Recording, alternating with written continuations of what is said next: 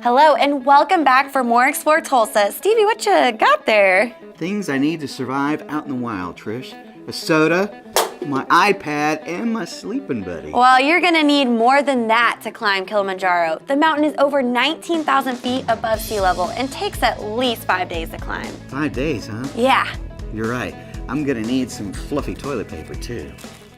Some people think this mountain has a spirit of its own, and that people come here, they leave their troubles behind, they leave the things that haunt them behind. But I think it all has to do with the human, the heart. I had fallen in my bathroom about 4.5 years ago and had had a spinal cord injury, had to relearn how to do a lot of stuff, and I had gone through a whole lot of physical therapy and so forth, and I just decided that, man, I want to see if I could still do stuff. Well, the first part of the team was Don Kreisweiser, photographer, local photographer, a great friend of mine. And we went to coffee one day and I just said, what if we went to Kilimanjaro? Tom didn't know that I had already been to Tanzania and I had already seen the mountain, sort of. I mean, I had been there like 2 years before that and had seen the mountain. And I just about fell over. I said, yeah, I'm in. But I just have a love affair of Africa and being outside as well. Tom McLeod approached me. I go to church with Tom, and he approached me. He said, hey, I want to go climb Kilimanjaro. And I looked at him, I said, yeah, sure, I'm in.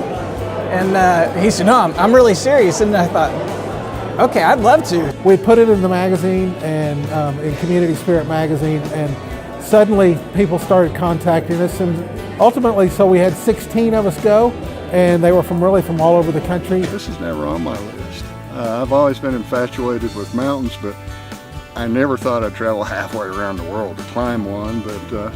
From the beginning, Don Kreisweiser and I were talking about it. We said, hey, why don't we film this? Why don't we do a documentary about it and let people share not only the details of what you need to pack and all the details of everything, but also for these guys to be able to share their hearts, their personal story. Everybody has a story. As this whole video came together, honestly, that was a big push for me. Just love being outside. I love to climb. Nothing wrong with it, but I wanted something bigger than just let's go climb a mountain and have fun. I wanted there to be a better purpose behind it. I knew Tom, and I knew of another 2 guys, but I didn't know any of the rest of the people. And most of us didn't know hardly any of us either. But it became very evident very quickly that we were going to come together as a team. So I sort of got to stand on the outside and look in as I'm photographing and doing video, etc. We started to see that, and it was really amazing to watch the transformation from everybody climbing by themselves to everyone being concerned for the other and climbing as a group and as a team. So people are doing stuff for me all along to help me make it up that mountain.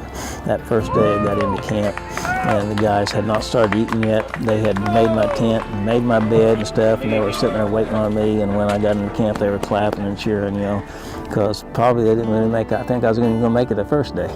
Well, now there's a real bond between all those people who have climbed Kilimanjaro, and we kind of seek each other out and say, yeah, I was there in 82 or whatever. I'm often asked, would you go back if you didn't tell my wife? Yeah, I'd go back, yeah.